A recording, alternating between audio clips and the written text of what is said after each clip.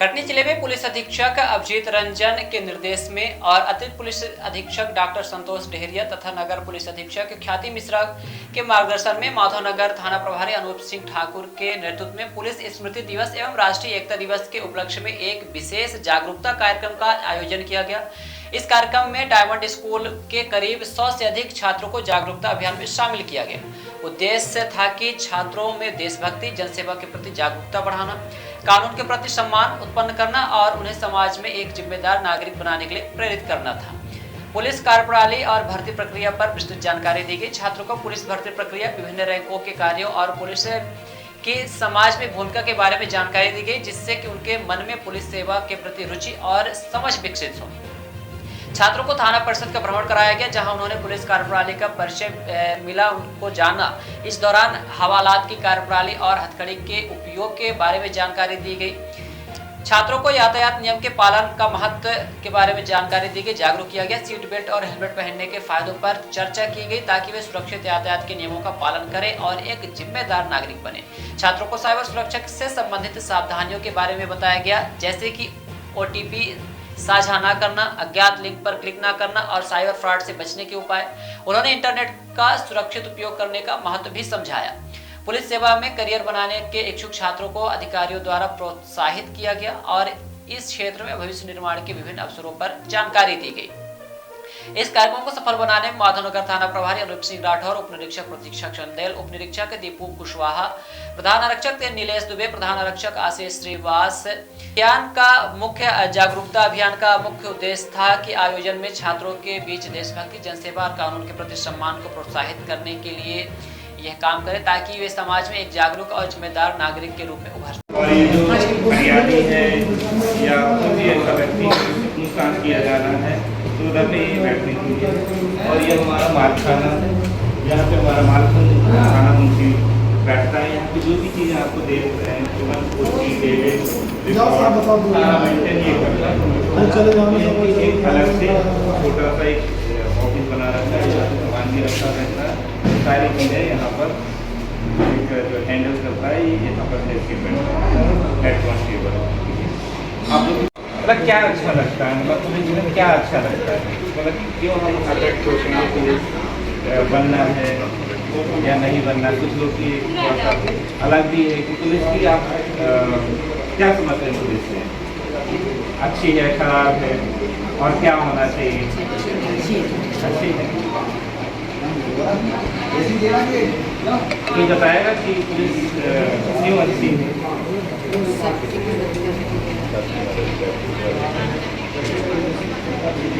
और खराब क्यों? आप बताओ। जेल में डाल देते हैं। तो जेल में हम हर किसी को नहीं डालते हैं।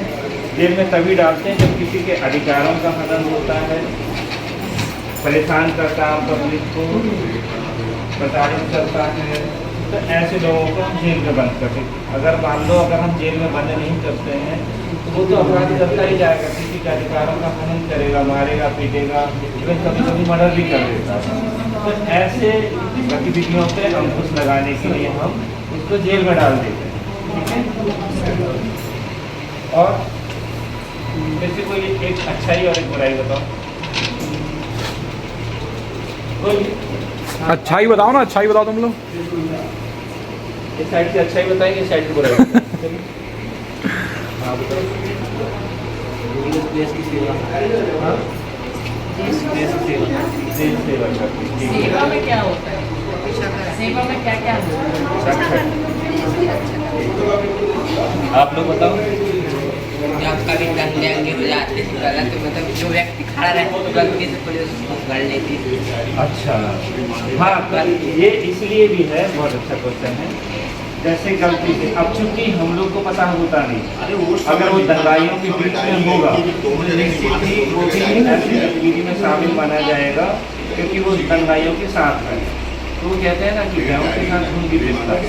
तो क्योंकि उसको अलग करने के लिए एक एविडेंस कलेक्ट किए जाते हैं और इसके खिलाफ में कोई अपराध नहीं बनता है, नहीं पाया जाता, तो ऐसे व्यक्ति को छोड़ भी दिया जाता है, ऐसे निर्दोष व्यक्ति को छोड़ दिया जाता है। कानून की ऐसी मंशा भी है कि एक निर्दोष व्यक्ति ना पकड़ा जाए, भले चाहे 100 आरोपी छूट जाए। यह है कि क्योंकि निर्दोष व्यक्ति अगर पकड़ा जाएगा तो कानून के प्रति उसमें अच्छा मैसेज नहीं जाएगा। और जनरली जो मानव प्रवृत्ति होती है कि ये सोचता है कि मैं ठीक हूँ, बाकी सारी दुनिया गलत है, तो ये चीज़ें रहती मैंने अपने आप। लेकिन कानून के दायरे में वो ये इसका अगर उल्लंघन करता है तो निश्चित वो कानून के दायरे में आएगा, उसमें हम कार्रवाई करते हैं।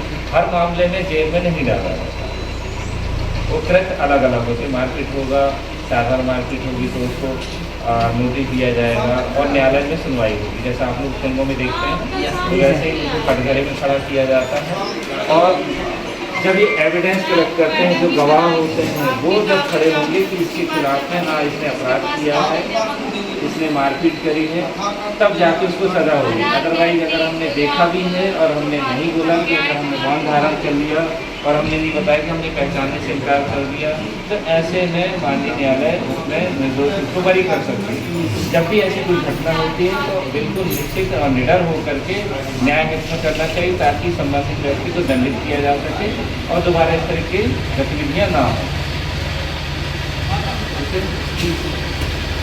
और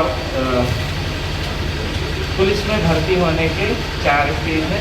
एक तो सबसे पहले आरक्षक, जो हमारा आरक्षक जैसे यहाँ पर है, इसकी कोई मतलब सिर्फ यूनिफॉर्म होगा, खाकी रंग होगा, लेकिन इसमें आइडेंटिफिकेशन के लिए जैसे हमने बताया कि हेड कांस्टेबल है, आप ये देख रहे हैं ना हेड कांस्टेबल, यहाँ पे एक अलग से 3 पट्टी बनी हुई है, तो इससे पहचान में आएगा वो उनसे सीनियर है, ठीक है। और ये प्रमोशन होकर के बनते हैं। कभी कभी किसी विंग्स में टेक्निकल में डायरेक्ट भी भर्ती हो जाते हैं, जैसे रेडियो में, तो वो डायरेक्ट भर्ती हो जाते हैं, जो ASI है। इसके बाद जैसे 1 स्टार होगा तो उसको ASI बोलते हैं, सहायक उप निरीक्षक, तो वो प्रमोशन होकर के जनरली बनते हैं। लेकिन जो ऑफिशियल स्टाफ होता है वो भी डायरेक्ट ASI में भर्ती हो सकते हैं या होते हैं, लेकिन वो फील्ड में काम नहीं करते हैं। फील्ड में काम करेगा जो डायरेक्टली मतलब कहना चाहिए स्टेप बाई स्टेप प्रमोट होगा वो करता है। और इसके बाद आते हैं सब इंस्पेक्टर। सब इंस्पेक्टर हमारे वो दिख रहे हैं सब इंस्पेक्टर, ठीक है। मैडम खड़ी बाजू, हाँ मैडम भी खड़ी है ना, तो ये मैडम भी खड़ी है। तो ये होता है सब इंस्पेक्टर मतलब उप निरीक्षक। तो ये डायरेक्ट भर्तियाँ भी होती हैं और प्रमोट होकर के भी होती हैं, ठीक है। और इसके बाद जो है TI 3 स्टार होता है। TI कौन है यहाँ पे TI? अच्छा, कैसे पहचाना आपने? ओके, तो ये 3 स्टार होता है, TI होता है। ये डायरेक्टली कभी भी भर्तियाँ नहीं होती हैं, इसमें प्रमोशन होने के बाद ही होता है, स्टेप बाई स्टेप ही होता है। एक तो फर्स्ट स्टेप हो गया आपका कांस्टेबल, उससे लेकर TI तक होता है। और दूसरा स्टेप है जैसे मैडम है सब इंस्पेक्टर, जब ये प्रमोट होंगे तो TI बनेंगे, इंस्पेक्टर बनेंगे, तो ये और हिंदी में उसको निरीक्षक बोला जाता है। तो इसमें और अगर अब नेक्स्ट टाइम में जब भी कोई अगर स्टारधारी 3 दिखेगा तो क्या होगा, वो क्या होगा, तेज बोलो निरीक्षक होगा, है ना। तो ये अब जैसे अगर ये रिबन हट जाएगी तो रिबन हट जाने से वो DSP होता है, मतलब उसकी एक पहचान है, भले श्रीकार होंगे लेकिन वो DSP रैंक से जाना जाएगा वो पुलिस अधीक्षक के में, ठीक है। जो रिबन नहीं रहेगी इसकी एक पहचान है। वो डायरेक्ट भी भर्ती होती है, जैसे मैं प्रमोट होऊंगा तो मैं DSP बनूंगा, तो ये रिबन हट जाएगी, स्टार 3 ही रहेंगे।